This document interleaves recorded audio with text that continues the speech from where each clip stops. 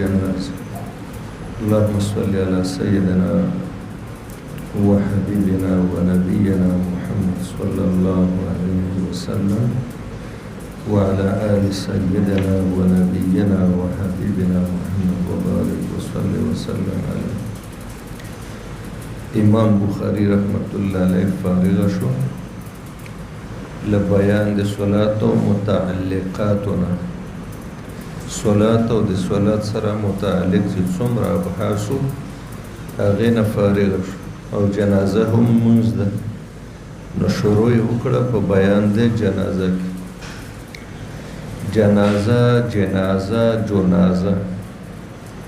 جنازه ویلې کېږي هغه کټ ده چې مړی پکې پروت دی، او جنازه ویلې کېږي ګاڼو ګوڼې ته چې دا خلک د کټ نه ګیر چاپېره راجمع او جنازه هغه مړی چې په دې کټ د پاسه پروت دی. بعض علما دا یو معمولي غوندې فرق کوي، جنازه هغه مړی، جنازه کټ، جنازه هغه ازدحام رش او ګڼو ګوڼه د مسلمانانو چې راجمع یې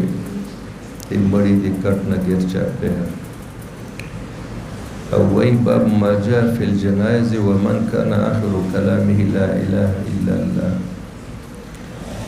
جنازه چونکې بعد الوفات دی او د وفات نه مخکې انما الاعمال بالخواتیم، د ټولو اعمالو دار و مدار په خاتمه ده. ما یختم علیه عمل، ګورو چې د دې سړي آخري خبره به څه وي، آخري کلام چې د ده په زبان باندې زنکدن کې راځي. امام بخاري د حدیث ټوکړه ترجمه جوړوي د چا چې آخري کلام ما یتکلم چې د ده په ژبه باندې لا اله الا الله کلمه د توحید راشي، بس دی جنتي ده، دی مؤمن له دنیا نه لاړ. بیا په دې حدیث باندې سوال پیدا کېږي چې یوازې لا اله باندې جنتي ده، مونځ یې نه یې کړی، روژه، حج او زکات او دا نور به ضروریات دي مامورات او منهیات. نو مشکات کې به تاسو د دې حدیث لس جوابونه کوئ، لس جوابونه. او مثلا یو جواب پکې دا و چې دا لا اله الا الله دا د جنت کنجي ده. او دلته دا وهب ابن منبه شاګردان تپوس کوي چې دا جنت کنجي دا د نو دا نور اعمالو څه حیثیت نشته. وی تاسو پورې کنجي غاښونه لري چابي، که داسې یو چابي وي چې هغه غاښونه لري نو تاله کولویږي، او چې غاښونه نه لري تاله نه کولوي. دلته د غاښونه نه مراد ټول په ټوله کې مامورات او ټول په ټوله کې منهیات. دا لا اله چابي ده، د چابي غاښونه مامورات او منهیات. دا یو جواب شو. بل جواب دا چې من قال لا اله الا الله دخل الجنه ومن كان اخر كلامه لا اله، چې لا اله اوی سره له ټولو لوازماتو لواحقاتونه، ټول لوازم او لواحق، ټول مامورات او ټول منهیات. یا دا حدیث دی هغه سړي په حق کې ده چې دی نوی مسلمان شو، کلمه یې وویل او د عمل موقع ورته میلاو نه شوه، فورا مړ شو. یا دا حدیث دی هغه سړي په حق کې ده چې کلمه یې وویله خو دی په جزایرو کې او قلل الجبال و ځنګلاتو کې پروت، د کلمې دعوت ورته ورسېده، ویې ویل او د اعمالو دعوت ورته رسېدلی، د اعمالو مطالبه ورنه نه ده شوې، د کلمې شوې وه هغه یې ویلې، د اعمالو نه وه شوې، مرګ ورته راغی، مړ شو. خو زه به هر تقدیر لس دولس جوابونه به تاسو هلته کول. نو چا وهب ابن منبه ته وویلې دا خپلو شاګردانو، الیس لا اله الا الله مفتاح الجنه، کلمه د توحید د جنت کنجي نه ده؟ قال بلا، ولې نه؟ نو دې غرض دا او سوال یې کوو چې د جنت کنجي یوازې لا اله ده، بیا د اعمالو فایده څه ده؟ بیا اعمال په کوم ځای کې ذکر ده؟ اعمالو نه بغیر به جنت ته ځي. تارک العمال خو مرتکب د کبیرې ده، مرتکب د کبیرې خو ډایرکټ جنت ته نشي تللی. ګوره مخکې سوال پیدا ده، ولکن لیس مفتاح الا له اسنان، وهب وی منم چې دا مفتاح ده خو داسې کنجي نه چې د هغې غاښونه نه وي فإن جئت بمفتاح لم يفت له اسنان که چېرته چابي دې راوړه غاښونه وفتحه لکه ورکولاویږي تاله یعنی کلمه که د ټولو متعلقاتو لواحقاتو لوازماتو سره چې هغه ټول مامورات و منهیات دي والا او که غاښونه یې نه معنا کلمه و اعمال نه لم یفتح لک بیا به درته نه کولاویږي نو ټول مامورات و منهیات والی لواحقات لوازمات الشیء اذا ثبت بجميع لوازمه ولواحقه یا مسله دی هغه چاره چې قلل الجبال کې ده یا کافر ده نوې مسلمان شوی ده کلمه ویل فورا ده مړ شوی ده وبه قال حدثنا موسى بن اسماعيل الى اخيه عن ابي بكر رضي الله عنه قال قال رسول الله صلى الله عليه وسلم اتاني اتي من مكه فاخبرني او قال بشرني انه من جبريل را تراغه او ما ته اطلاع راکړه یا خوشخبری راکړه انه من مات من امتي لا يشرك بالله شيئا دخل الجنه فقلت وان زنا وان سرق قال ګوره زنا دوه شیان ذکر کوي یو د حقوق الله نه زنا بل د حقوق العباد نه غلا یاره چې کده ترک د حقوق الله او ترک د حقوق العباد کړي بیا بمزي درې کرته ابو ذر سوای په تریم ضرورت رسول و ان رغم انف ابي ذر کدی ابو ذر خو پوزه په خورو کېږي معنا خفکیږي ذلیل کېږي بیا به هم نو دلته بنګوري دا جواب تکوي غلای کړی دا او به توبه وستره زنا کړی دا به توبه وستره نو مرتکب د کبیره خو کافر نه ده کنه توبه وسته ته به جنت تزي او بل جنت ته تل دوه قسم دي اولا اخرا یا با اولن زی یا با اخرا زی د دې ګوري هغه سوال او جواب چې وسړي زنا او غلام کړی او بل طرف ته زی لا یزنی زانه نه یزنی وهو مؤمن زناکار د جنا وخت مؤمن او دلته وایي چې کلمه ویلي چې زنا غلای کړي ام زیبا د دوه حدیثونو منځ کې تعارض ولته وایي وهو مؤمن لس جوابات تلتم دي امام بخاری وایي چې د زنا وخت کې زانی نه ایمان وزي د چتر په شان تواله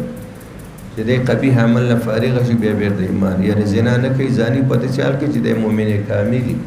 دا نه چې زنا سره د نفس ایمان وته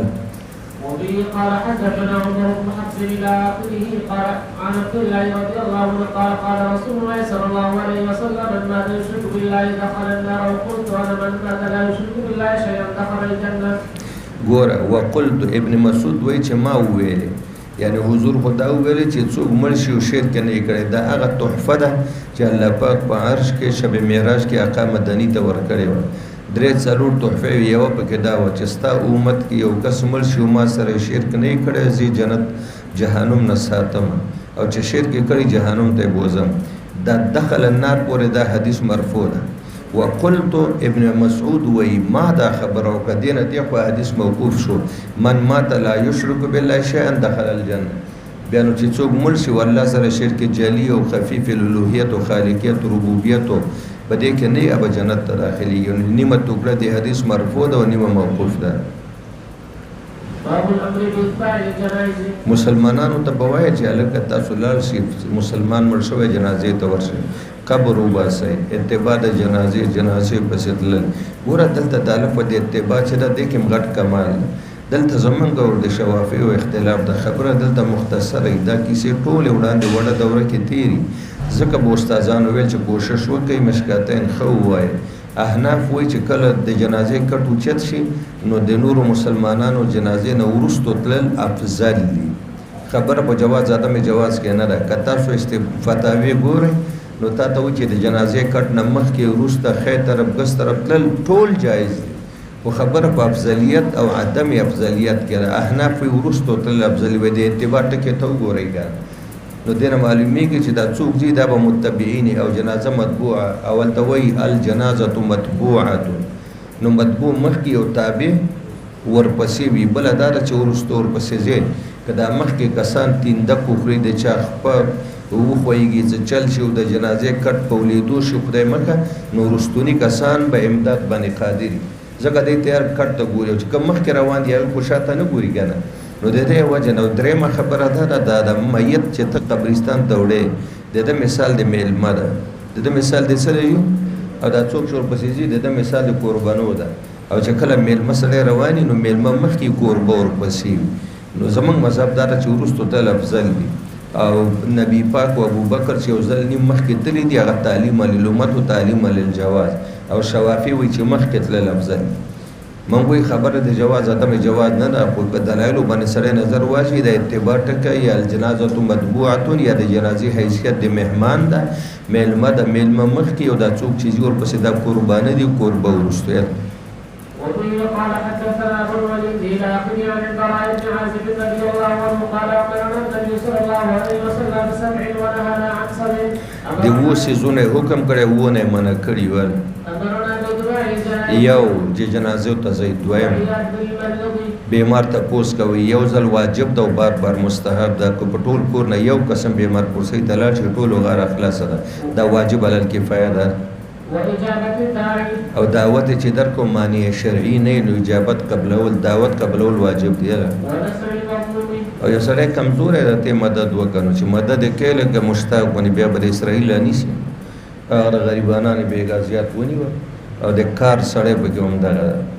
د ټول دنیا کې د مظلومانو یو په دې موجوده واخی په پاکستان کې دا یو مضبوط او موثر आवाज مشتاق احمد خان چې دا کومه قافله د امدادي سامان غزې ته وړي مظلومان دي مظلومان خو دي 50 کال نه مظلومان ملکونه مدد نه کوي 50 او دي هم خلک بیګای غریبانان دار اول دې نه هم دی نیولې اوس دی الله پاک خلاص د هغه اسرائیل نو د هغه درندگانو چې دوی وڅکي مظلوم مدد دا خو د مظلومانو مدد تر و اوس د مظلوم شو اوس دا زمونږ ملک ټول خاموش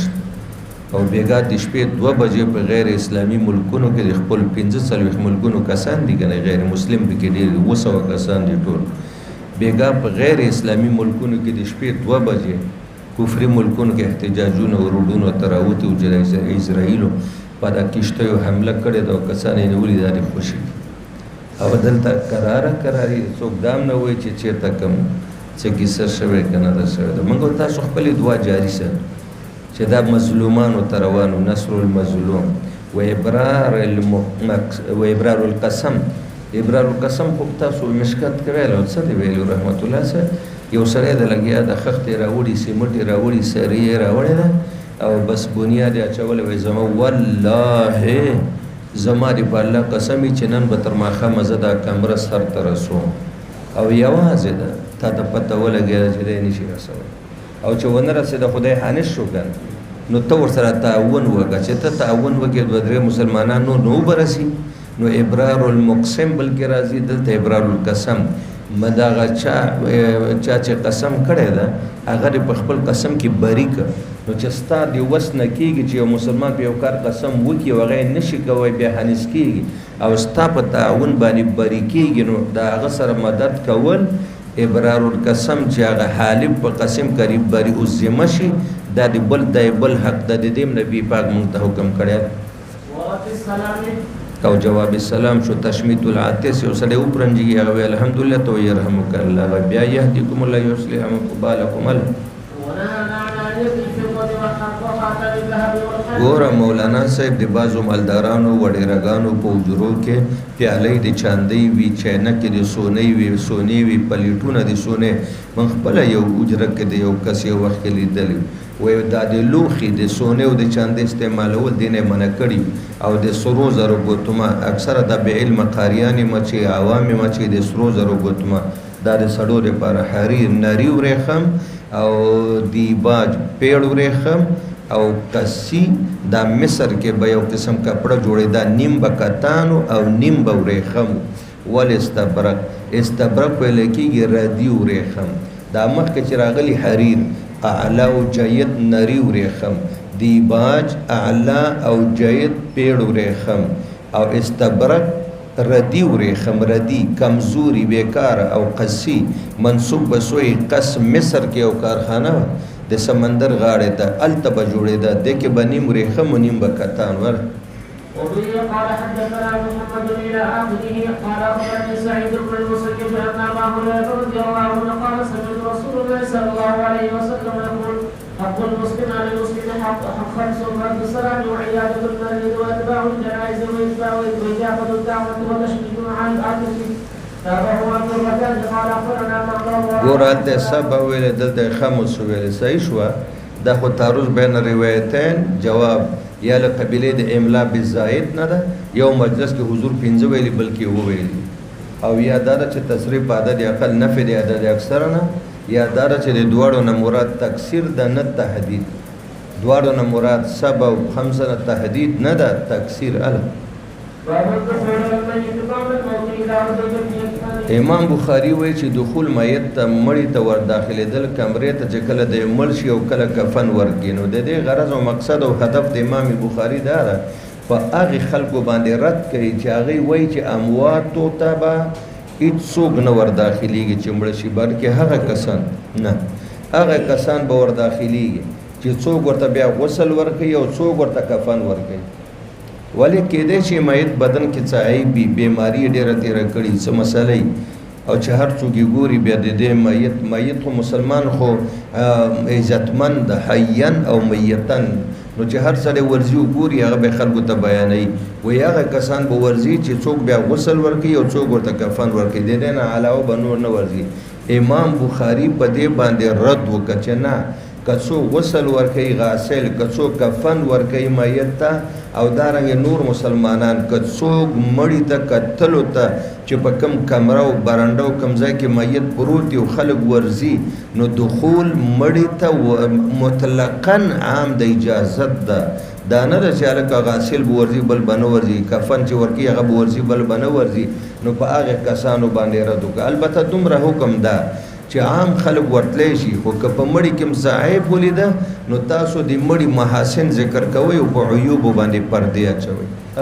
وبه قال حدثنا بشر بن محمد الى اخره قال اخبرني ابو سلمة عن عائشة زوج النبي صلى الله عليه وسلم اخبرته قالت ارسل ابو بكر على فرسه من مسكنه دا حدیث ګوره مرض وفات کې تیر ده شاب حتى نزل فدخل المسجد فلم يكلم الناس حتى د خسخر کرو کنه سنح کې دویم بیبي وسیده نو د خو څو میله لري او چې کله راغی نو فورا ور داخل شو چا سره خبرې ونه کړې د اشیابي کمرې ته ورغی فتیمم النبي اراده یې وکړه د حضور پاک د کتلو نو د مړي کتل د مړي ښکلول په مړي باندې لاس وهل دا ټول په ټوله کې جایز دی یمني څادر په باندې پروت او مخ مبارک په یمني څادر باندې پټول اکب دا مخ مبارک دا که د سر له طرف ورته راغی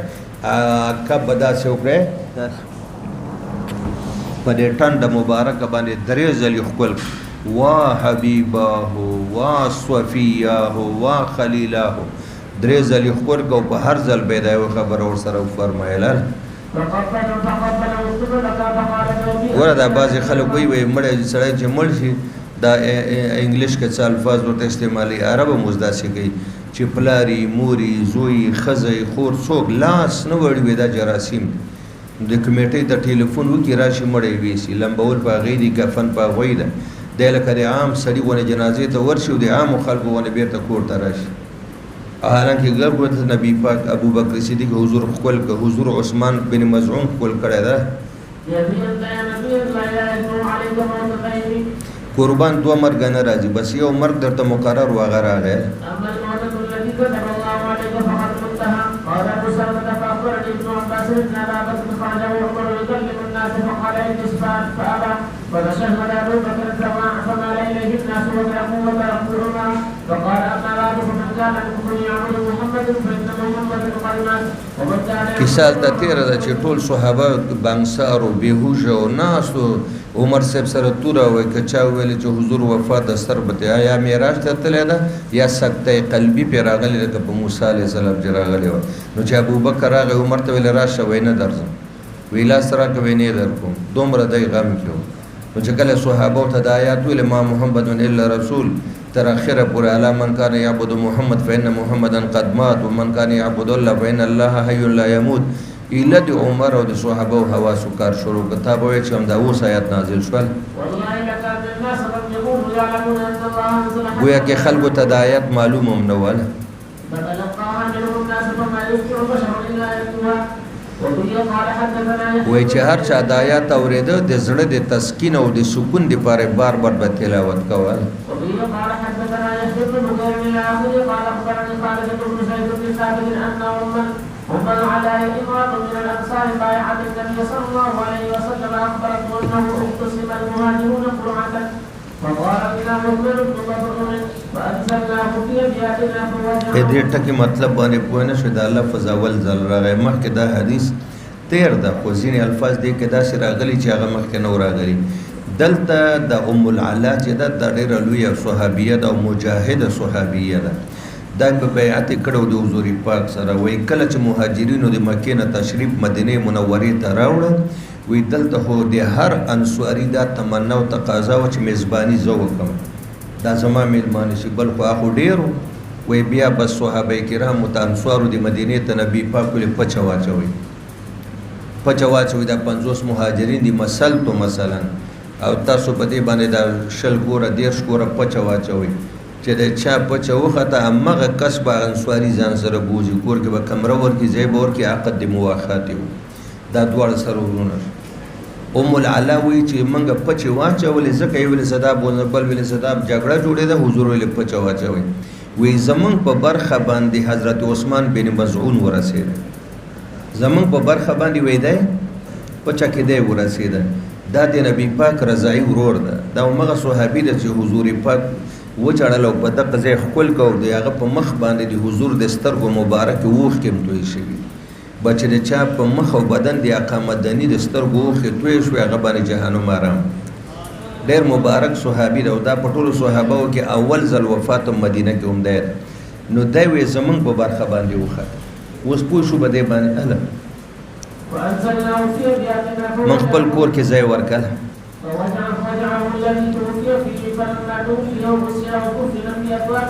وای کله چې د باندې د مرګ بیماری راغله دی وفات شو نو غسل هم ورکه کفن هم ورکه نبی پاک راغی فقلت رحمت الله علیک بصائب دا چا ویل دا ام العلا وی ما ورته ویل بوډۍ ښځه رحمت الله علیک د خدای رحمتونه دی پتا باندې ابو صائب دا عثمان بن مظعون اسم کنیه و دا حضور دا جمله نه دا ویلې ها دا ام العلا ویلې ده فشهادتي عليك ز په دې باندې گواهی کوم څه شي لقد اکرمک الله چې تا ته خدای دنیا کې عزت درکړي او آخرت کې هم عزت درکړي دا خبره جزمن وکړه دا خبره حالان کې جزمن او قطعا د چا په حواله باندې خبره کول منع ده مشکات کې تاسو د شی ابي خبره چې ماشوم جنازې ته حضور تل او راغی وی یاره جی څومره بختور دي چې جنت چینچنو کې او چینچنو قال يا عائشه او غیر ذلك بيوي چې جزمن نو فقال النبي وما يدريك ام العلا ته وي چې تا جزمن گواهی او پرتا ته کومه پته ولګیده په کوم دلیل دا خبره کوي چې زه به دې گواهی کوم چې دنیا کې ابتدا سي او آخرت کې به ان الله اکرمه چې دا ته به خدای په مخ کې آخرت کې هم د عزت ورکړي تا ته دا خبر او دا ثبوت دا دلیل دا کوم ځای ته پته ولګیده فقلت بابي انت يا رسول الله فمن يكرمه الله وزما مور پلار ته نظر محبوبه نو چې عثمان د خدای عزت نه ورکي بیا به چاته ورکي د غړي غټه قرباني دي فقال محبوب وي اما هو فقد جاءه اليقين دا دغه ټکی مخکې بخاری کې تیر شوی نه دی ښه مرز وفات ولا روایت او نه د عثمان په واقعیا کې فقد جاءه اليقين اي ام العلا دا یو خبره یقیني ده چې مرګ ورته راغی مرګ ورته دا تم ویني زم ټول اهل مدینه مهاجر او انصار مره والله پات شو دویمه خبره چې خدای به عزت درکې دته اوس ګوره فوالله اني لارجو له الخير زه صرف امید لرم امید شته چې آخرت کې به انجام دی خیر او جزمن او یقینا نشو ویلې والله ما ادري زماره په خدای قسم چې ما ته پته نشته وانا رسول الله ما يفعل بي چې آخرت کې به ما سره څه کی سره د رجل حضور پاک جنتی کېدل د قران په نصوص باندې ثابت ده دا څه ده کنه ده وی ما تم دا پته نشته چې آخرت کې به ما سره څه کی اوس ما ته یو جواب تاسو راکې بشری کې راکې یو راکې او هغه جواب ده چې یو طرف ته قران وایي چې ته خو جنتی او حدیث وایي ته جنتی او د دې په مبارک زبان لسو کسانو ته ور داس نور ته د جنت زیر امراغلی او بیا فرمایي چې ما ته پته نشته ما يفعل بي چې ما سره بچکی یو جواب خدا د خدا له کمزور دی صحیح شو چې د تواضع د عاجزي د تعلیم د امت ته چې ز جزمن په خپل حق چې د الله نبی رسول خاتم النبیین ما ز جزمن فیصله نشم کولای تاسو د بل په حق څنګه کوي ز نبی ما ته وحی راځي ام ز جزمن فیصله نکو ام العلا تا طریقه ما پته ولګی چې ته په خدای ته عزت مر کو یقیني ده خو د عزت خبر یقیني نه څلورم خیسته جواب دار دا خو ټیک ده چې خدای به عزت راکړي خو د عزت مراتب دي د عزت جنت کی مراتب و منازل شته کنه ان فی الجنت ل100 درجه دا اوس پته ماته نشته چې خدای به ماته کم مقام کم مرتبه کم درجه او د عزت اعلی اوسط ادنا کم مرتبه قالت فوالله لو زکی احدا بعد ام العلا وی دنن پس بعد الوفات زده چا په حق کې جزمن تزکیه نکوم د چا په حق به جزمن تزکیه نکوم چې دنیا کې د عزت او آخرت دا جزمن بیا مې ونه دا کړیال وبه قال حدثني محمد بن بشار العاقل قال سمعت جابر بن عبد الله قال لما قلت ابي جعلت اكشف الثوب عن وجهي د حدیث کې دوه بیبيانو جړه په یو باندې حضور رد کړي په بل نه دا کړي رحمت الله ولی جړه دوه قسمه ده یو هغه جړه ده چې به اختیار راشي به یو هغه د کده عام زنانه په تکلف باندې جړ یو ستاینی دی نوحه د ویر د چې په چغو سورو باندې وي یو په تړم اوخ کو باندې په سلګو جړه چې کومه غیر اختیاري جړای کومه چې جړه وی आवाज ور سره نه سلګي ور سره وی आवाज نه چغې نه سوري نه نوحه نه هغه باندې حضور رد نه کړي بلکې هغه تایید کړي هغه ته د زړه ترحم او شفقت ویل او چې کومه زنانه جړلې دی په نوحه ویری کړي د چغې سوري په هغه باندې حضور رد کړي وينهوني والنبي صلى الله عليه وسلم لا ينهاني فجعلت عمتي فاطمة تبكي فقال النبي وما جړل زه حضور منا نه کړم کنه و زما ترور و فاطمه غي جړل فقال النبي ګوره په غیرت کړي او ریره ورته ریره چې واغې جړل چې کله دی هغه پلار شهید شو هغه ته حضور څنګه دی ویلي ځکه هغه په تړ مو اوخ کو باندې جړل هغه چغې نه والی او ترور چې وا هغه چغې وهله نو فقال النبي اتبكينا اولا تبکینه فما زالت ولی جاړي آیا ته جاړي په چغو باندې تانه مخکې فرشتي راغلي و تزلو باجنحتها ستا په دې وروري وزرې خوري کړي خو چې تا په چغو باندې وجړل رفعتمو اغه لاړ بیرته اسمان ګوره حضور بیره دغه د فاطمه جړه په چغو و دا بل فاطمه د وريري چې واغه تړ می وکوي د وريري جړه چې کوم و اغا به اختیار وا او دې لک تکلف سره جړل مولانا سے مبارک اصل کې امام بخاری دلته رد کوي په یو چا باندې بعض خلک وایي چې د کور کې مړ یو شو تا ولي د خپل سترګو باندې لکه د خپل زمانه براول ته فورا ټلیفون راو باسي کور ته هلا ستاسو زوی اکسیډنټ وکول ته درېځه پرو د درې ټوکړه د مړ د ختم د خاله راشي بعض خلک وایي دا باندې کوي بس دینه ممانعت راغله د میت خاندان ته به د میت د موت اچانک اطلاع نه ورکړي دویم بعض علما وایي چې د مړي د اعلانونه باندې کوي د مړي په هر ځای کې چې هغه فلان کې زوی مړ ده فلان کې زوی مړ ده لیکن دلته امام بخاری باب ولګو تا ته وایي بالکل ته اول د مړي خاندان ته دوه درې خبرې به تورې توتیه تمهید وکړه چې ذهناً صبر ته تیار شي او د دې خبر اورېدو ته تیار شي او بیا ډېر په حوصله باندې او ډېر مناسب او موزون الفاظ باندې هغه ته د مړي اطلاع ورکړه چې ستاسو بچی داسې حادثه شوې ده او د الله قضا او تقدیر او خدای پاک بزان ته غوښتی ده وایي دا جایز ده د مړي اعلان کول جایز دي کله چې حبشه کې اصحامه بادشاه چې غایبانه پر رسول الله باندې ایمان راوړی او د مکه مهاجرو ته ځای ورکړو د ام حبیبی نکاح د حضور سره هغه چې وفات شو نو جبرئیل هغه رسول الله ته ویلې حضور چې سحر منځ وکړه نو صحابه ته اعلان وکړي تاسو خبر اصحابه وفات شوی د حبشه بادشاه او چې کله دا څاک ټیم چې بیا راوځي چې جنازه نو باقي ورغه قطر وته جنازه و دغه نشوافی د استنباط کوي چې د غایبانه جنازه جایز غایبانه جنازه جایز وی وزکه حضور پاس هم کړي د مدینه کې واسمه په حبشه کې لیکن زمون مذهب حنفی دار چې غایبانه جنازه نشته پاتو شو د اصحابه ابو داود کې برا شي د اصحابه جنازه دوه وجونه شوه یا هغه جنازه د غایب نه و د حاضر و هلته په حبشه کې فرشتو د اصحابه د جنازې کټ اوچت کړی او رسول الله مبارک دلته لیده دلته هغه جنازه کټ یې لیده او صحابه و نه لیده لکه جبریل چې امامتي کوله حضور لیده او صحابه دقه شان د هغه جنازه علی الحاضر د رؤیت د امام حکمن رؤیت د مقتدیان اوس خو به دې پوه شو که او که ته وایې چې حبشه وګوره او مدینه وګوره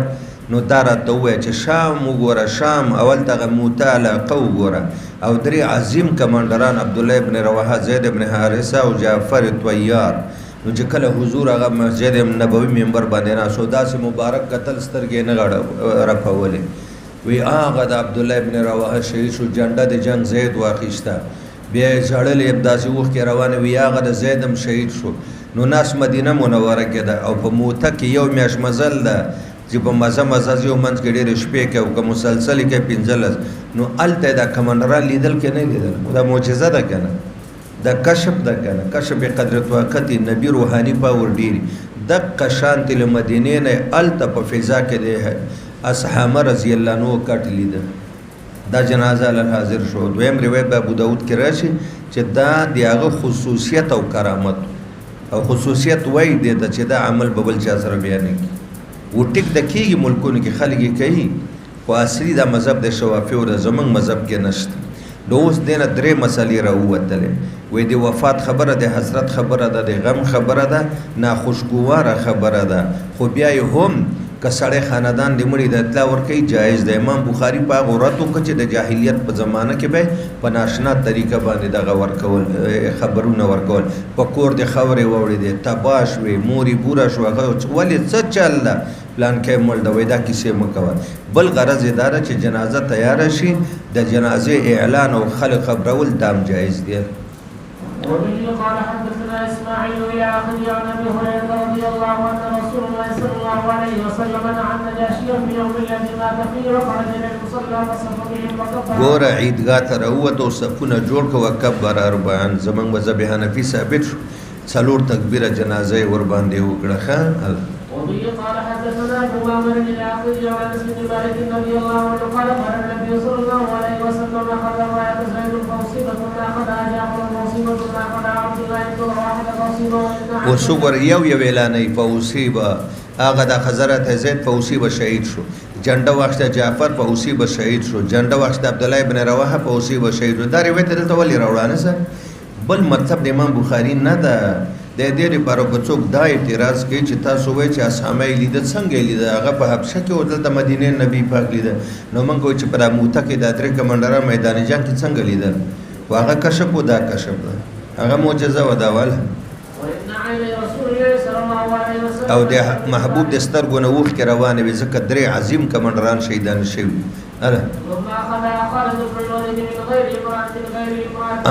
وی بیا اخره کې د جعفر نه پس جنډه د جنگ خالد ابن ولید واخته من غیر امرتين یعنی چا امیر کړه نه ده چا امیر کړه نه ده بغیر د دې نه ولې ورته ویلو کنه چې جعفر شهید چې وستا سو خوخه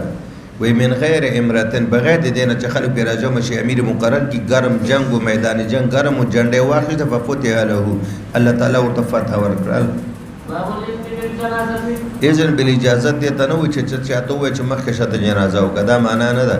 اذن بل جنازه دا ده ک یو سړی بل مسلمان د چا دی مړی خبرې چې خبره افلان کې وفات شوی لږ به جنازه چې بیا ورشو نو دی مړی اطلاق اول خلکو ته دا جایز دي وقال ابو عبد الله بن هريره رضي الله عنه قال النبي صلى الله عليه وسلم الا انتمني ګوره دا نبی پاک دا جمله په دوه موقع باندې ویل ده یو الکو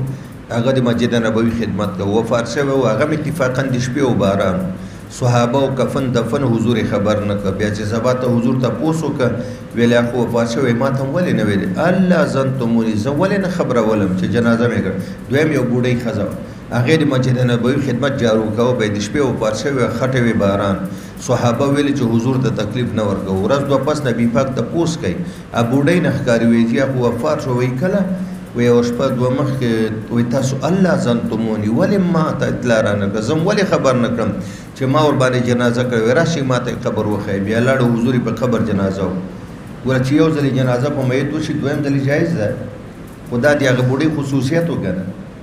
بیا په قبر باندې جنازه ورته وکړه. الله ظننتموني ما تم ولې اطلاع را نه کړم. دې نه معلومیږي چې بل ته د مړي اطلاع ورکول جایز دي. قال حدثنا محمد بن يعقوب عن ابن عباس رضي الله عنه قال مات انسان كان رسول الله صلى الله عليه وسلم يعود فمات بالليل فتقوا ليلا فلما اخبروا فقال لمن اخبرت علموني وقالوا كان الليل فطرحنا وكان ظلمه. یاره قربان شپه و نو موږ په دې باندې نامناسبه وګڼله چې تاسو په دې تیاره کې تکلیف درکول. فأتى قبره فصلى عليه. اله بچو باب فضل من مات له ولد فاحتسب وقول الله وبشر الصابرين. ګوره بچې داسې کیسه شو چې زنانه و دپاره چې یو ځلې حضور ته زنانه راغلې او شکایت یې وایي قربان مزې خو ټولو سړو وکړې. وایي څنګه؟ وایي په جمع کې تا سره دي، بیان کې تا سره دي، سفر کې، په حضر کې، په جهاد کې، ټول دین نه ځان خبر. موږ زنانه نه جمع ته راځو، نه اجتماعاتو ته، نه جهادونو ته. موږ ته یو ورځ مقرر کړي او هغې کې موږ ته بیان کوئ او ورځې تعین تاسو وکئ. بیا نبی پاک ورته یو ورځ مقرر کړ، کور یې ورته وښوده چې په پلانکي ورځ به پلانکي کور ته جمع کېږئ. هغې کې به صرف زنانه وي، حضور پاک په پرده کې هغوی ته بیان هلته کوه. نو هلته یې بیان کې اوله خبره دا وکړه چې د چا کمې زنانه 3 بچیان وفات شي قبل البلوغ او دا ورباندې صبر وکړي، شکوه من الله ونه کړي، الله تبارک وتعالی به دا 3 بچي دې دپاره حجاب پرده وګرځوي د جهنم. معنا بچي به دې ته شفاعت وکړي، پلار او مور به جهنم نه بچي. یو زنانه پاڅېده وایي قربان کړي چا 2 بچیاني. حضور ویل که 2 مې دا حجاب من النار ده. یوه زنانه پاڅېده قربان کړي چا 1 بچی. وایي چې 1 بچی مې خو چې صبر یې کړی لویه خبره دا ده. په مړي باندې او په اولاد باندې او د هغه په مرګ باندې صبر کول د دې فضیلت دا به حجاب من النار، دا به جهنم ته د مور نه ځي. عایشه به یې پاڅېده وایي قربان کړي چا 1 بچی م نه ځان یې. نو حضور ورته وایي انا لهم، زه د هغوی دپاره یم که نه زه به یې سفارش کوم. هله بس قال حدثنا ابو معمر العاصي عن انس رضي الله عنه قال قال رسول الله صلى الله عليه وسلم من الناس من مسلم وتوفى له الصلاه ثم يقول حتى اذا ادخله الله الجنه بفضل رحمته اياه. خدای به په دې باندې رحمت وکړي. دا فاحتسبه معنا دا ده چې صبر وکړي او نیت د ثواب وکړي. قال حدثنا مسلم الى اخره عن ابي سعيد رضي الله عنه ان النساء قلن النبي صلى الله عليه وسلم اجعل لا يوم فوعظهن فقال ايما ان وعد المال لها ثلاثه من ولدكم لها حجابا من النار فقالت امراه واثنان قال واثنان. وهو قال شريك عن ابن اصبهاني الى اخره عن ابي هريره رضي الله عنه عن النبي صلى الله عليه وسلم قال ابو هريره رضي الله عنه لم يكن الانسان. ابو هريره و چې دا 2 3 یا یو بچی چې وفات شي دا هغه بچیان یادوي چې لا بلوغ ته نه رسېدلي، بې ګناه یې کړه. اخو خدای بخلي دي نو په لحاظه د دې په شفاعت به مور او پلار الله وبخي. قال حدثنا علي الى اخره عن ابي هريره رضي الله عنه عن النبي صلى الله عليه وسلم قال لا يموت المسلم ثلاثه من الولد مړه باندې شي دی مسلمان 3 بچیان قبل البلوغ چې د جهنم ته داخل شي الا البته یو خبره ده نو تحلت القسم داخليږي به خدای پاک با خپل قسم پورا کوي. و ام منکم الا واردها و ور په قسم د چې تاسو ټول به وارد معنا داخل کان علی ربک حتما مقضیه. دا د رب ټله فیصله ده. ولې دا د پولیس ورات پل د جهنم د پاسه نه ده. نو مرور په سورات داسې ده لکه دخول فی النار. دیتا تحلت القسم و ام منکم الا واردها. بس دا قبی چې پلار امور به په پولیس ورات باندې تیریږي دا د خدای ټله فیصله ده. والله قسم کړی او د دې نه علاوه نور د جهنم ته نشي. باب قول رجل للمعابد بالقبر اسكين. ګوره یو سړی روان ده او یو ښځه قبرستان کې قبر سره ناسته جاړي او ته ورته صبر وکړه. دا قید احترازي نه ده چې قبرستان کې جاړي نو ورته ووایه چې صبر وکړه، که کور کې جاړي ورته مه وایه. ښځه چې په هر ځای کې جاړي مړي باندې هغې بې صبره ډېرې دي. چغې وایي، سورې کوي، جامې شو کوي، مخ وهي، ویښتان شو کوي. د جاهلیت د پلانکۍ ښځې 12 بچي ګرځي، بلا یې نه وهي. زما یو زوی خدای هغه دې م رانه واخیسته. دا د جاهلیت خبرې به کېږي. نو دا قید احترازي نه ده، اتفاقي ده. یو ځل حضور پاک د جنت البقیع په قبرستان باندې تېرېده. یوه ښځه ناسته او قبر سره په زوره زوره جاړلې. حضور شاته تېر شو، صحابه ورسره دي، د ښځې شا ده. نو محبوب ورته ویل اصبري واحتسبي یخلو بیبي، صبر وکړه الله نه ثواب وغواړه. اوس ښځې ته څه پته ده چې زما شاته د اواز چا و ګورې ویې نه کتل. نو ښځې یو خبره وکړه، وی خلي عني فانک لم تصب بمصیبتي. لرې شه زمانه، ما ته نصیحتونه مه کوه، ما غوندې غم په تا راغلی ده. یعنی زه چې ژاړم په ما خو غم راغلی ده او ته ما ته وایې چې مه ژاړه په تا خو غم نه ده راغلی دا خبره لږ نامناسبه وه خو چونکې ښځه معذوره وه شاته یې نه دي کتلي بل ښځې ناقصات و عقلین دي نو چې حضور تیر شو حضور خو څه ونه ویل یو صحابي بیرته ورتاو شو د شاله طرف به ورته چې یا بیبي دا چا چې تا ته نصیحت وکړ دا د دواړو جهانو سردارو دا تا څه وویل بس ښځه چې ښه ډېرې وژړل زیاتي سیده د نبي پاک کور ته راغله وی قربان ما تاسو نه یې پېژندلي عفه غواړم او دویم دا چې اوس زه صبر کوم حضور ورته وویلې انما الصبر عند الصدمة الاولى صبر سړی اول وخیږي تا په جړه باندې ځان ستومانه که دی نه پس صبر کوې اوس پوه شو مسأله شو وفيه قال حدثنا آدم إلى أخي عن أنس بن مالك رضي الله عنه قال مر النبي صلى الله عليه وسلم بامرأة عند قبر وهي تبكي فقال اتق الله خدای نه وډاره ژاړه مو چغې مو صبر وکړه مولانا صاحب مړي ته وضو او دس ورکول مسنون وغړغړه خو ورته نه ورکوي که نه کپړه به د ګوتې نه تاو کړي او داسې به وکړي ظاهرا باقي او دس به ورته ورکړي او دا غسل چې مسلمان ته موږ ورکو للمسلم علی المسلم ست یو پکې دا رجمل چې غسل به ورته ورکوي دا مړی ته دا غسل ورکول درې وجې دي یو دا چې دا په د په موږ باندې حق ده په موږ باندې د حق موږ ادا دویمه دا د اکرام للمیت د میت عزت او احترام د الله ته روان ده چې بدن یې پاکي او که جامې کفن یې نه وای د پاک او دریمه خبره ده چې دا تاسو موږ وایو که نه جي چې په خوب باندې اودس ماتېږي ولې خوب سره استرخاء د مفاصلو راځي عقل تقاضا دا وه چې موږ باید غسل کولی هر ځل خو چونکې ژوندی سړی د ورځې 5 وارې لمونځ کوي نو 5 وارې غسل ګرانه وه دا 4 اندامونه قیم مقام د غسل ګرځېدی داسې م ویلي که نه ویل او میت چونکې موت سره استرخاء کامله راځي استرخاء ځکه موت سره چې خوب سره راځي سره دی چې ژوند پکې ده خو موت سره استرخاء کامله ټول اعضا و اندامونه بیکاره او د دې لپاره غسل کې حرج ولې نشته همدغه یو غسل د غریب بیا خو څوک د قبر نه راوباسي لکه د کوریا والا چې هغه هر کال راوباسي او ښځې لکه ناوې جوړوي او سړي لکه د واده ظلمي بس دا یو غسل ده که استرخاء کامله راغلی ده یو غسل به ورته ورکړي یو اکرام شو یو حق شو یو استرخاء او بیا څه وایي چې مړي د غسل ورکوي یا لکه بچیان دا تاسو چې لامبئ صابون استعمالوئ که نه شیمپو استعمالوئ که نه ښه نه ښه شیمپو په ویډیوګانو کې وګورئ هغه ځان ته راوړئ ویښتان که داسې نه ده ښه خبره ده بده نه ده دا اوس مړی چې غسل کوي یو ځل غسل ده الله ته ور روان ده دا اوبه چې خوټوي دې کې د بیرې پاڼې او که د بیرې د پوستکي وي د ونې هم صحیح ده خو پاڼې دا د بار دوکانونه چې کوم دا د مړو ولا کفنونه او تابوتونه خرڅوي هغې سره دا به اوبو کې ورته واچوئ دې لپاره چې کمال تنظیف راشي کمال الشر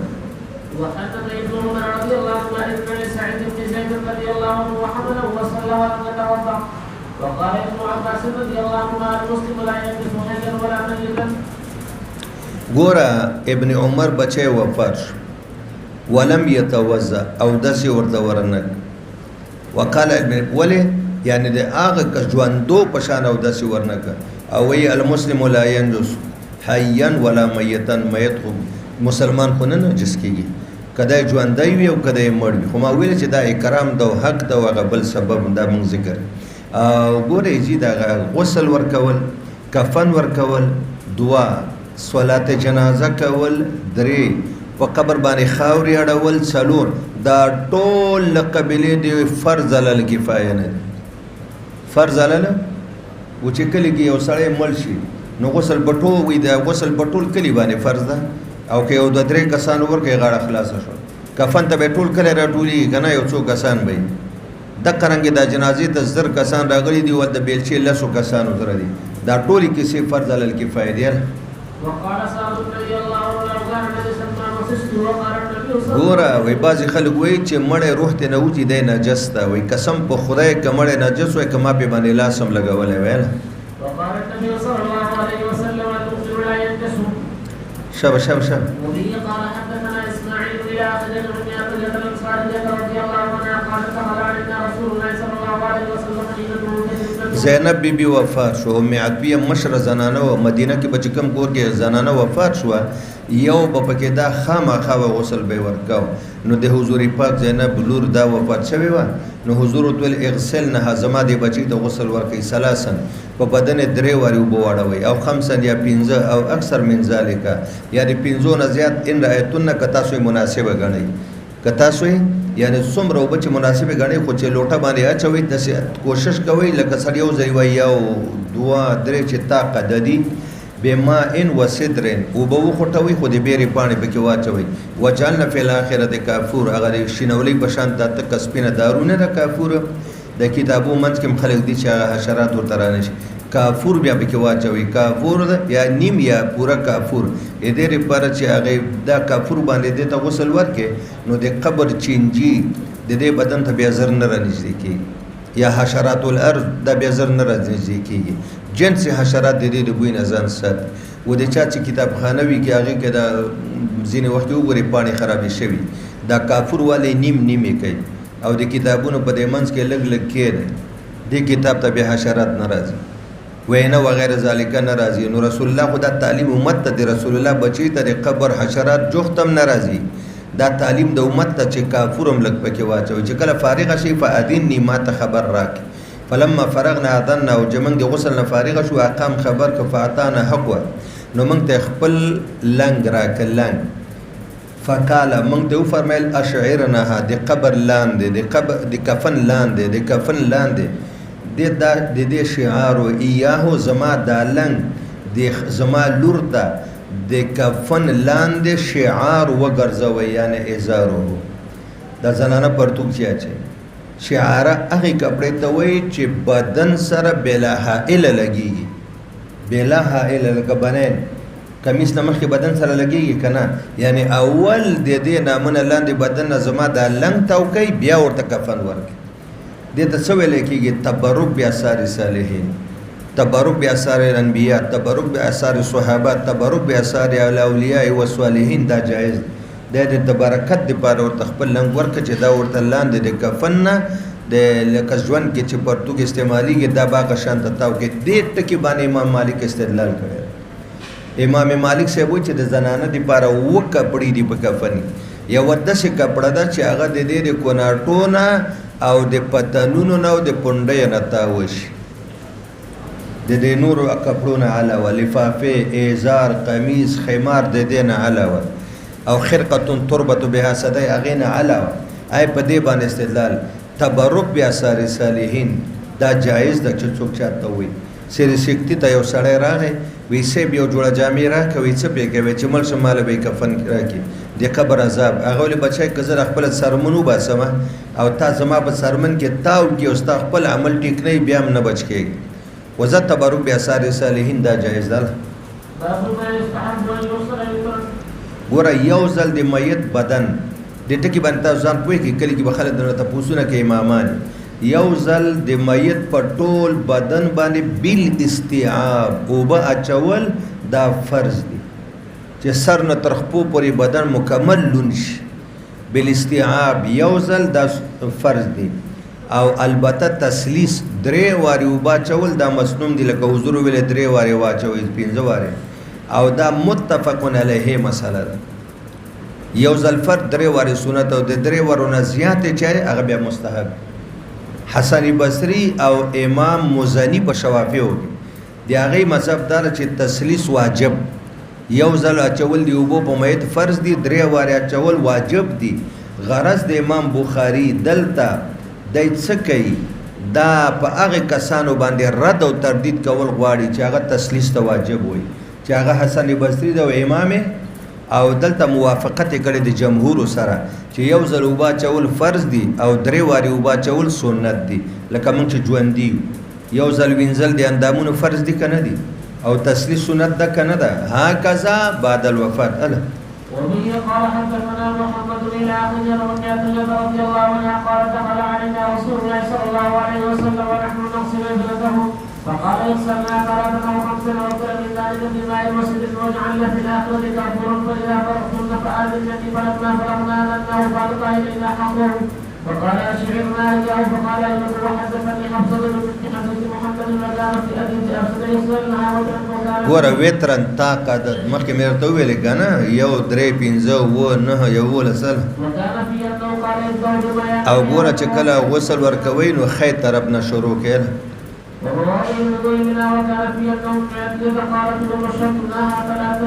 دا مسئله تلګوندې وګورئ د فقه کتابونو ذکر کړی دا مشکات او دلته مراله فتاوو کې هم ده چې کومه زنانه وفات شي نو د هغې چې غسل وري د غسل نه بعد بعضې قومونو کې دا رواج ده ما په خپله باندې پر سترګو کتلي چې زه وړوکی وم نو دی دا مړی نه ده مړی دا زنانه شاته یو 2 زنانه کینی داسې راوچته کي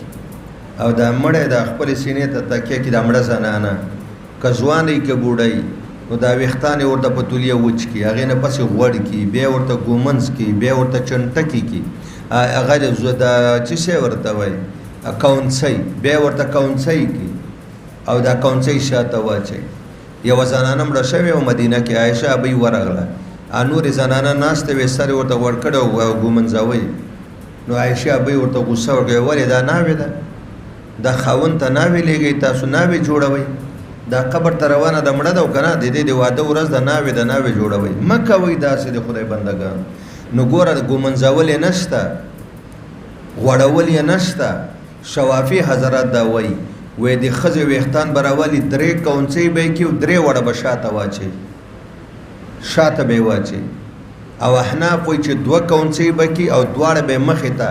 یوه کونڅۍ به یې داسې په د یوه سینه باندې راولي او دویمه کونڅۍ به یې په د دویمه سینه باندې راولي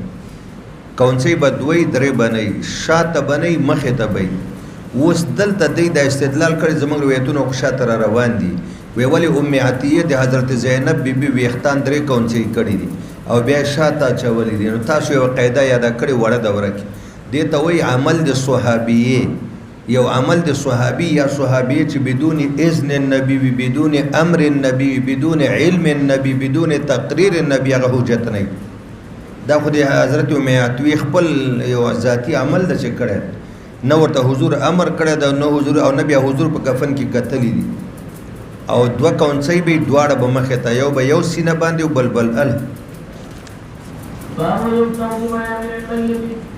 مایامین رد په هغه کسانو باندې چې هغوی وی اول به دې مړي که ښځه که نر سر وینځي ویښتان هغې نه پس به ورته اودس ورکوي نه اول نه به ابتدا بالیمین کوي لکه څنګه چې اودس کېدل وبه قال حدثنا علي بن عبد الله الاخر عن عمية رضي الله عنها قالت قال رسول الله صلى الله عليه وسلم بغسل التي يبدا بميامنها ومواضع الوضوء منها الشم زاوینه دی او داسه دی مړی دا به وینځي مواضع الغسل او وضو دا مسنون ده لکه څنګه چې په ژوند کې اودس کوو څومره اعضا و اندامونه تر کم ځای وینځل هغومره به ورته ومینځي مزمزه و استنشاق پکې نشته صرف یو کپړه به د ګوتې نه تاوه کي هغه به په غاښونو باندې خوله کې ښي طرف ګس طرف ته او پوزه کې دا ابتدایي سوری کې لږ غوندې قال حدثنا يحيى بن موسى الى عبد عطيه رضي الله عنها قالت لما غسلنا بنت النبي صلى الله عليه وسلم قال لنا ونحن نغسلها ابنه بميامنها ومواضع الوضوء منها دا مواضع الوضوء چې راځي یعنې اودس ورته ورکول آیا ښځې ته د سړي لنګ ورکول په کفن کې جایز دی او که نه آقا مدني ولې خپلې لور ته خپل لنګ ورنکړه قال حدثنا عبد الرحمن بن الحماد الى اخره رميه رضي الله عنها قالت لما توفيت ابنه النبي صلى الله عليه وسلم فقال لنا صلى 3 او 5 او 3 من ذلك ما يكون فاذا فرغت من صلاه النبي فلما فرغنا امنا فنزل من حقه ازاره وقال خپل لنګ مبارک دی ورکړ دا کافر به بیا چې کله غشي کنه د کفن کې مرتد دي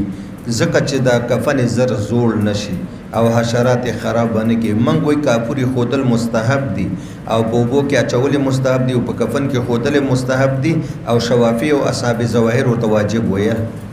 قال حدثنا حبيب بن عمر الى اخر رضي الله عنه قال لما توفي بنات النبي صلى الله عليه وسلم فخرج النبي صلى الله عليه وسلم فقال اغسلنا 3 او 5 او 3 من ذلك ما يكون بماء وسدر وجعل في الآخرة كافورا أو شيئا من كافور فإذا فرغتن فأتينني قالت فلما فرغنا أخذناه فألقى إلينا حكمه وقال شعرنا إياه وعن ايوب عن حفصه رضي الله عنها بنحوه وقال انه قال اغسلنا ثلاثا وخمسا وسبعا واكثر من ذلك يضايقنا. قالت حفصه قالت امي عتيقه وجعلنا راسها ثلاثا قرون. منګه ویختان درې کونسې کنو ما وې دا د ام عتیق خپل ذاتی فعل نو ورته حضور پاک ویلیو نه تنه خبرو او نه په تقریر کړه دا ویختان به دوه کونسې کیږي او دواړه به مخې طرف ته ویل. الکه اوس دا مسله ده چې د ښځې ویښتان د غریب خو اچانک مړه شوه ویښتان یې کونسې کړي او چنټکه کړي دا به کولاوی که نه او بلکل ویښتان به سپړوي وبه یې سپړوي چې وښی ووینځي بیا ورباندې غوړول او ګمنځول نشته صرف همداسې به یې کونسې کړي. وقال ابن سيرين لا بأس أن ينقض شعر المرأة وبه قال حدثنا أحمد إلى آخره. قالت حدثنا أم عتيقة أنهن جعلن رأس بنت النبي صلى الله عليه وسلم فلا تقولون دا روایت ولې دا مستقل بابونو لاندې راوړي دا یو ټکي درې خیال ده نقض نه منګه هغه کونسې وسپړېدلې بیا دا اوس مخکې روایتو کې نه وي که نه ګوره د یو ټکي دپاره بیا امام بخاري ټول حدیث راوړي الله شاب اشعار دې ته ویلې کېږي ګوره ما درته مخکې یو خبره وکړه امام مالک صاحب مذهب کې دا موقت سنت دی چې ته یوه کپړه د لفافې د ازار د کمیس نه لاندې د دې مړې ښځې د کوناټو نه او د پتنونو نه تاو کې دې ته اشعار ویلې کېږي درې وړه مذهبونو کې دا نشته صرف د امام مالک صاحب مذهب کې شته او استدلال د زینب بیبي په دې کاغه باندې کړی چې هغې ته حضور خپل د څادر اشعار ګرځولی ده موږ وایو هغه تبرکن او دا هر ځای کې خو د صالحین نه چې د هغې لنګونه راوړي دي خلکو ته یې ورکړي نو موږ ورته سنت نه وایو مستحب ورته نه وایي درې وړه مذهب صرف امام مالک صاحب وایي یو کپړه به راوړي تشد بها الفخذین پتنونو نه به یې تاوه کړي ولورکین او د کوناټو نه به یې تاوه کړي تحت الدرع لاندې د قمیص نه اول به لفافه بیا به ازاري بیا به دا کپړه بیا به قمیص یاله. وقال الحسن والخلقة الخامسة تشد بها الفخذين والوركين تحت الدرع. وبه قال حدثنا أحمد إلى آخره قال سمعت ابن سيرين يقول جاءت أم عتيقة امرأة من الأنصار من اللاتي بايعن النبي صلى الله عليه وسلم قدمت البصرة تبادر وأن لها فلم تدركه فحدثنا قالت دخل علينا النبي صلى الله عليه وسلم ونحن نغسل ابنته فقال اغسلنا ثلاثا وخمسا وكان من ذلك يزايد ذلك بماء مسلم وجعلنا في آخرة كافور فإذا فرقتن فأذنني. قالت فلما فرقنا القائل ما حقه فقال أشعرنا إياه ولم تزد على ذلك. د پردې د شانه د خپل لنګ مبارک مونږ ته راواچول ولم تزد على ذلك ولا تزج بناته وزعم أن الإشعار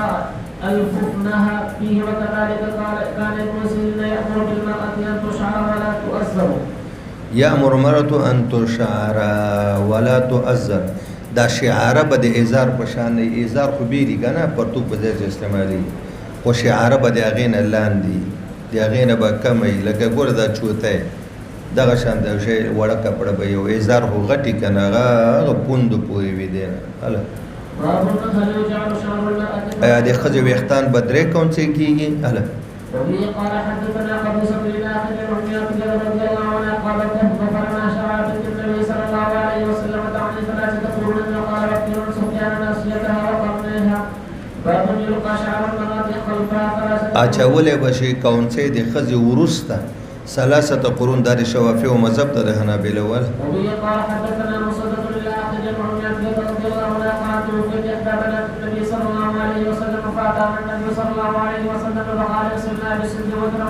ثلاثا وخمسا وترا من ذلك يوم يكون ذلك وجعلنا في الآخرة كافورا أو شيئا من كافور فإذا فرقتن فأذنني فلما فرقنا آذناه فألقينا حقه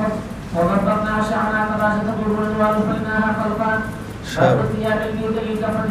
کفن ته به سپینه کپړه راوړلی شي کفن ته اول نوي او که اوس نه وي چې ښې وینځلی شوي او درې قسمه کفن یو ته کفن سنت وایي کفن سنت درې کپړې دي د نارینه دپاره لفافه د ازار د قمیص ده او د ښځې دپاره پنځه دي خمار او خرقتن تشد بها صدی او د ښځې دپاره چې دي دا پنځه دي او دویم ته وایي کفن ضرورت کفایت کفن کفایت بیا د سړي دپاره دوه کپړې دي د ښځې دپاره درې دي او یو ته وایي کفن کفایت یو څادر دی وي بس یوه لفافه هم د نر دپاره ولې د احد شهدا یو څادر کې کفنونه ورکړه کنه هغه ته کفن ضرورت وای بس بل څه نه وکنه هغه بیا یو کپڑا ده او پاتې شو دلته امام مالک صاحب نارینه لپاره 15 وای یو پکې قمیص هم وای یو پکې امامه هم وای او د زنانه لپاره و کپڑے وای دا دی هغه مذهب د مالکیان زنانه او ته و کپړو کې کفن او نارینه او 15 کې وبه قال حدثنا محمد بن مقاتل الى اخر عائشه رضي الله عنها ان رسول الله صلى الله عليه وسلم كفن في ثلاثه ابيات حضور ته بدرې کپړو کې یمن راغلي وي سهولیتن د په یمن کې او قریه ده من کورسب د کتان کپړې ویلې صفیه قمیص ولا امامه باغې کې قمیص نه ولکه د ژوندو قمیص کې گریوان او بټنې وی کنه د کې سلای شوی کنه شوی د کې دا نستوړي کنه داسې قمیص خو هغه ته نه وکنه خدا ته یو ځای سورې کې او د لری یو ټک پستانه باندې ورکی او مالکیان وای چې لیس فیها قمیص ولا امامه معنا دا نه ده وای د اهلی مدینه تعامل په قمیص او امامه دواړو باندې راغلی ده خو د هغه چې کم درې لفافې دي هغې نه علاوه به یو قمیصي د مړو او یو به امامۍ وای دا د اصل کفن نه ماورا دي دا د اصل کفن نه او تعامل د اهل مدینه وای په دې راغلی په دوو څادرونو کې د تمونه چې کفن کفایت ویل قال حدثنا ابو النعمان الى اخر ابن عباس رضي الله عنهما قال بينما رجل يطوف في عرفه اذا وقع عن رحله فوقصه او په احرام کې او د سوارلین پرې وته څټه مار شو څټه او د هغې نه غریب بیا وفات شو حضور ویل اغسلوا بما وکفنوا فی ثوبین دوه څادرونو کې کپړو کې ورته کفن د کفن کفایت ده ولا تهنتو وګوره محرم هم دوه څادرې لنګ او څادر ولا تهنتو او دته خوشبو ملګوي ولا تخمروا راس او سر م پټوي فإنه یادي ودینه معلومیږي شوافی حضرات وای چې محرم په حالت احرام کې مل شي بس هغه باندې به احکام د احرام جاری کیږي نو محرم سر پټول باندې کوي مړي د بسر نه پټي او منګه مذهب دار منګ وای چې یو د دې صحابي خصوصیتو چې د قیامت پر ورځ پر پاتې د قبنه په حالت احرام کې مل د تلبیه وای چې راځي میدان حشر ته بل چا لپاره د اجازه نشته امام ابو حنیفه امام مالک سی وای چې محرم وفات شو بس وفات سره د احرام احکام ختم شو ولی اذا مات الانسان انقطع عنه عملونه ختم شي کنه اوس په دغه محرم میت باندې د عام او اموات احکام جاری کی عام او اموات ته چې کوم کفن دغه د عام او اموات مخ پټیږي د پټیږي خوشبو لګیږي د بلګي البته دته د دوه څادرونو کې ځکه کفن ورکړي چې دریم وإنه يبعث يوم القيامة ملكين بس